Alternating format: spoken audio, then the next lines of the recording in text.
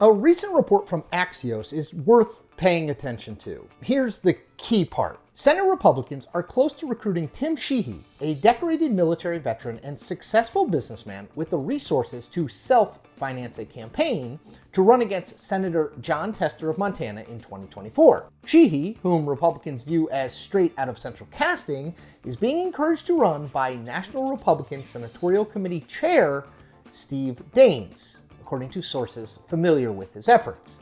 The highly competitive race will help decide control of the Senate.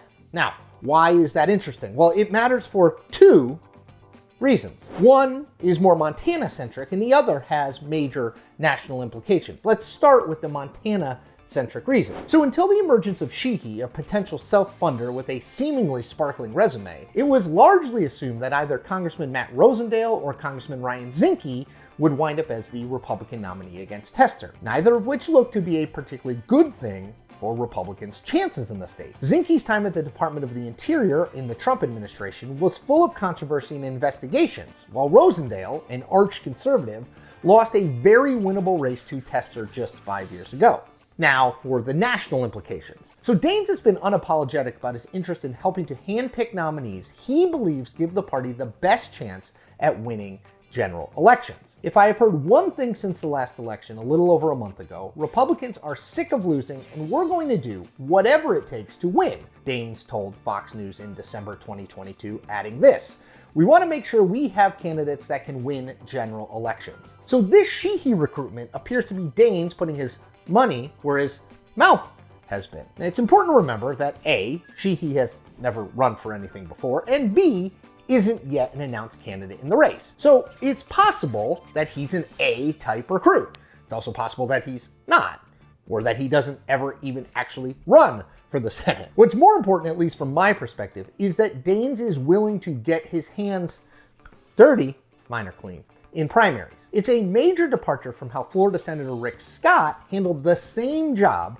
over the past 2 years. You'll remember that Scott, during his time as chairman of the National Republican Senatorial Committee, had a very public position of refusing to engage in GOP primaries. As the Washington Post wrote of Scott in April 2022, Scott said he is committed to letting the primary process play out in early states, declining as a policy to get involved in any open seat races and even approaching incumbent races with some delicacy. Now that hands-off policy pissed off a number of longtime Republicans, most notably Senate Minority Leader Mitch McConnell, who repeatedly made reference to the quality of Republican candidates when asked about his worries about the party's chances of winning back the majority in November 2022. Here's McConnell. There's probably a greater likelihood the House flips than the Senate.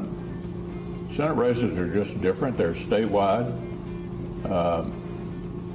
Candidate quality has a lot to do with the outcome. Scott directly disputed that idea that Republicans had candidate issues. He said this: "Senator McConnell and I clearly have a strategic disagreement here. We have great candidates." Now, McConnell, however, proved to be, well, right. In Arizona, first-time candidate and sayer of controversial things, Blake Masters underperformed in his race against Senator Mark Kelly, which he lost. In Pennsylvania, celebrity Dr. Mehmet Oz lost a Republican-held seat. In New Hampshire, Don Bolduc, who flirted with election denialism repeatedly, lost. And perhaps most notably, former NFL great Herschel Walker came up short against Senator Raphael Warnock in Georgia. We ended up having a candidate quality time. Anybody remember we mentioned that back in August? Look at Arizona, look at New Hampshire, and a challenging situation in Georgia as well.